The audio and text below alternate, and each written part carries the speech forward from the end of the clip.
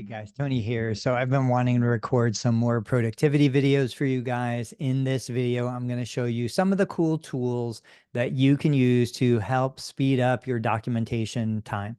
I'm going to show you what you can do with HippoScribe, which is an AI documentation system. I'll show you what you could do with Google Sheets and what you could do with some Chrome plugins if you're using Chrome and a web-based documentation system. Let me share my screen. I will make more content like this. So behind me on the screen, this is Patient Studio. I've also got content for other EMRs on the channel. EMRs, yeah. um, you know, the simplest, truthfully, if you're in an environment where you can speak, the simplest thing is I put the cursor in the box. If you see up here to the top right, there's a Chrome extension. I click that little microphone and I just dictate my note. Here we go.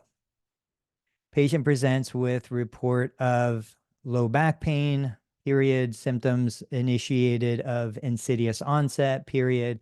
Symptoms have persisted for 3 months without improvement, period. And I just do that. I just real quick kind of dictate, verbalize exactly what the case history is. Another option. I have another Chrome browser extension. Let me get down here. Something that I haven't talked about a whole lot. If you notice, there are a bunch of fields that I'm probably not going to use. Like I will record vital information, but I'll put that vital information either in the objective section, somewhere else within the EMR. I'm not going to go to each one of these individual boxes to fill that information out. So one of the things that I like to do is I created what's called a bookmarklet. I just hit this PS hide section, and now all of a sudden that section is gone. It's just a great way for you to get rid of stuff that you don't want to see. If I refresh the screen, I'm going to do that now. You can see the vitals section is back. But again, I click hide sections and it gets rid of the vitals section because I'm not going to fill that out. But what I was saying was down here for interventions. Another great Chrome extension you can use is this one, which is called Auto Text Expander. And basically what you do is you put in these little codes, GT2, and then when you type that into your field, it'll auto-populate whatever you designate you want. So if I'm in here, GT for gait training, 2 for session number 2, I'll type in GT2, and now all of a sudden you can see here I've got walking balance beam, upper extremity assist, 3 laps forward, 3 laps sideways, walk and pause in stride. You develop your own kind of coding system for figuring out how you're going to remember what goes where, but it's really, really fast. Here's another one. Let's say MA2 for manual therapy, low back. I'll come in here, MA2, and you can see it auto-populates seated soft tissue mobilization, lumbar spine, lumbar paraspinals, QL, gluteals, 12 minutes. One other option, not talking about HippoScribe, just talking about tools that are free to use. HippoScribe is free to use I think it's right now the offer is 5 free notes per month. I'll record a separate dedicated video about HippoScribe, but I created a Google Sheet.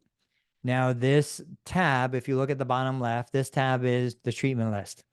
This tab is a bunch of reference tables where I populate the information that I'm going to use. So for example, here we have, therapeutic exercises, and then we have what the therapeutic exercise is. Now, if I'm the kind of therapist that doesn't want to pre-plan, but wants to kind of go with the flow, my patient comes in, I deliver my service, and then I'm sitting here and I was like, okay, manual. I started to type in manual knee, manual shoulder. So let's say I'm doing a shoulder case, seated manual soft tissue mobilization, base and neck, shoulder, upper thoracic, times 15 minutes. Then maybe we go into the exercise portion. So if this is a shoulder case, Maybe I do UBE, either standing or sitting. Then maybe I do, gotta type it first, like shoulder pass-throughs. And then maybe I do shoulder adduction or abduction, palms up, 2 sets of 10. And then I've got shoulder active assisted range of motion, lifting 15 pounds from waist to, so like I can put goals, I can put whatever I want in here. Let's choose, that's the same one. So let's say I do a hydraulic chest press, 3 sets of 10. Let's say I do a cable push pull standing, 2 sets of 10. And basically what I do is as I go through this, then I highlight it, Control C, come back in here, Control V, and I just drop the exercises that I did for that particular day. Obviously, you can pre-program exercises in here. You can create separate tabs, or you can do it all from scratch, but referencing an established table. These are all systems that work really well to try to optimize your documentation time. I would also say that these are systems that help keep you on track, but you have to find the system that works best for you. There are therapists that I work with who don't want to do any kind of dictation. As soon as that microphone turns on, their brain goes blank and they forget what they want to say. There are therapists who hate pre-populated fields and they want to do everything, organically, but they just need a little bit of help, because if they choose a standing cable high row, it's always going to be a standing cable high row at the free motion. The only thing they need to populate maybe reps and sets and weights. So you can have as much or as little help as you want, but the idea is these are some examples of optimizing. Now, I'm a huge believer, and I'll just share this one idea in closing this video. I'm a huge believer that each treatment session should have a treatment goal. Each treatment goal should be associated with an identified functional deficit from the plan of care.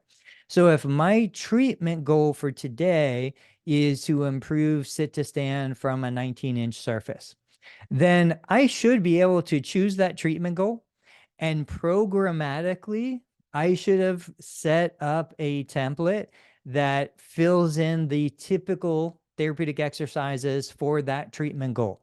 So if it's sit to stand, maybe there's going to be a series of sit to stand therapeutic exercises. Maybe there's going to be a series of forward weight shift and controlling your center of gravity exercises. Maybe there's going to be a hip bridge exercise. There are things that you probably do when you're working on improving sit to stand that are applicable to the goal, but independent of the person doing it. And then you adjust the intensity for the person doing it. And I would even go as far as to say, there's probably a therapeutic activity unit, there's therapeutic exercise unit, maybe there's a manual therapy unit if you're more in the manual therapy world, that are already predetermined just based on the treatment goal that you're going to be focusing on for this treatment. Think about that. There are ways to optimize your documentation. If you have questions, if you need other information, as always, just let me know. But I'll catch you guys on the next training video.